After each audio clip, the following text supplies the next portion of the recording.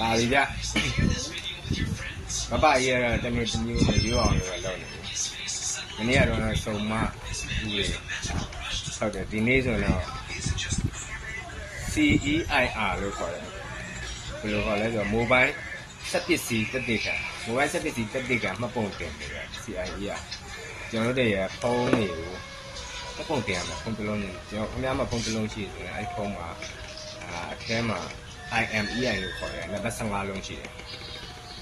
အဲ့ဒါကိုမှတ်ပုံတင်ကျွန်တော်တို့စင်းများတွေလည်းမှတ်ပုံတင်ပြသွားရင်နော်ခုပါဖုန်းမှာတင်ရမှာဗျဖုန်းတင်ရမှာဆိုတော့ကျွန်တော်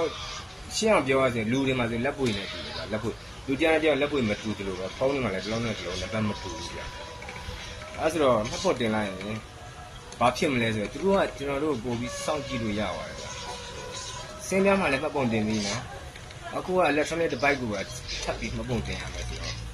တော်တော်လေးစိုးသွားပြီဗျဘဘကြီးကတော့မသွားခင်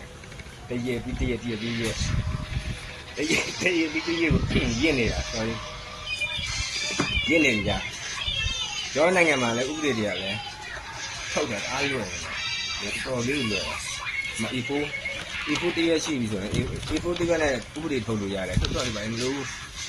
ပုံအောင်လင်းတွေးဆိုရင်ဥပဒေဖြစ်သွားရတာအဲ့ဒါဥပဒေဖြစ်သွားပြီအဲ့တော့ကျွန်တော်တို့ဘက်ကဘာလုပ်လို့ရလဲဆိုတော့စင်ကျင်မှာကျွန်တော်ညီကောင်မများတွေစင်ကျင်ကြပါတချို့ application တွေမှာချို့ location permit တောင်းရတယ်မလားဒီနေ့ location permit တွေကိုပေးတင်မှပေးပါလောကမဖြစ်မနေမှပေးပါအများသောအားဖြင့်ပိတ်ထားတယ်ပြီးရင်ဖုန်းတရားနဲ့တရားဆက်သွယ်မယ်ဆိုရင်တက်အရေးကြီးတဲ့ call တွေဆိုရင်ဖုန်းနံပါတ်နဲ့မဆက်သွယ်ပါနဲ့အဲဒီ messaging app တွေနဲ့ပေါ့နော် messenger တွေမျိုး chat signal တွေမျိုးအဲ့လိုမျိုးနဲ့ပြည်ထားပြီးဆက်သွယ်ပါချို့ကတော့ပြောတယ်ဗျကောင်းအောင်လို့တဲ့ဒီဥပဒေပြဋ္ဌာန်းတာတဲ့ကောင်းအောင်လို့ဆိုတော့သူတို့ပြောတာတော့အခွန်တော့ဗျာ mobile phone ခွန်နေနိုင်ငံခြားကနေ mobile device တွေတင်သွင်းလာကိုးဝယ်လာလို့ဆိုတော့သူတို့ကာကွယ်လို့ရအောင်တဲ့ပြီးရင်တဲ့ပြောသေးတယ်နော်သူတို့ကလည်းဖုန်းပြောင်းရင်လိုက်ပြီးလို့ရအောင်အဲဒီနံပါတ်နဲ့ပိတ်ပြီးလို့ရအောင်ယုံလားခင်ဗျာယုံလားကျွန်တော်တို့လုပ်ပေးမယ်လို့ထင်တယ်အဲရွှေတိုင်းနေကင်းကြတော့ရွှေတိုင်းဒီများတိုက်သွားတာတော့မှတရားမှမမိတဲ့ဟာလေဒီကိုလုံး3-4ပိုင်းတော့တရားမှမမိတယ်ခင်ဗျာဖုန်းပြောလို့တော့တိုင်ဒီလုပ်ပေးမယ်လေလားယုံလားခင်ဗျာယုံလား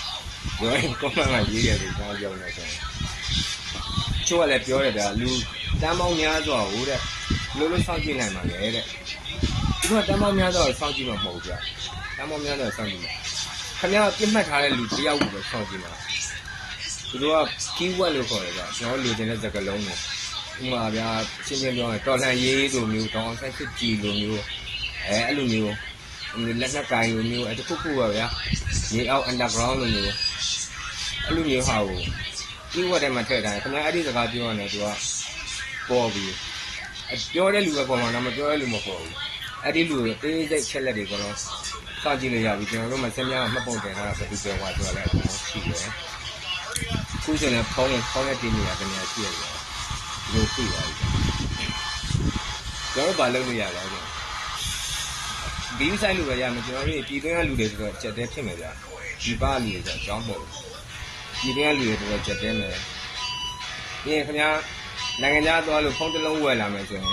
ခါတိုင်းလိုဝယ်လို့မရတော့ဘူးခါတိုင်းလိုဝယ်လို့မရဘူး35ရာခိုင်နှုန်းအခွန်ဆောင်ပြီးမှ35ရာခိုင်နှုန်းအခွန်ဆောင်ပြီးမှသုံးရတော့မယ်အဲ့တော့ခင်ဗျားတို့ကံကောင်းကြပါစေဗျာကျွန်တော်ညီကောင်မတွေဗီဒီယိုဆိုင်ပါဗီဒီယိုဆိုင်ကြပါဦးကျွန်တော်တို့လုံနိုင်တာဗီဒီယိုဆိုင်ပါပြီးရင်နောက်တော့အဲ့ဒီဟာကိုဘယ်လိုကြော်ခွားမလဲဆိုတော့ကျွန်တော်ဗီဒီယိုတစ်ခုတီးတန့်တက်လုပ်ပေးမယ်ဗျာကံကောင်းကြပါစေဗျာအဲ့တော့ကံကောင်းမှဒီလိုပဲဆုတောင်းအောင်ပါဗျာအဲ့ဒါတော့ကျွန်တော်ရဲ့ Facebook နဲ့ TikTok အကောင့်လေးကိုလည်း like follow လုပ်ပေးထားပါနောက်ကမ္ဘာသတင်းနိုင်ငံကသတင်းတွေကိုစိတ်ဝင်စားရဆိုရင်ကျွန်တော်အကောင့်လေးကို like follow လုပ်ပေးထားပါဟုတ်ပြီနောက်တစ်ခါမှပြန်ဆောင်ပါ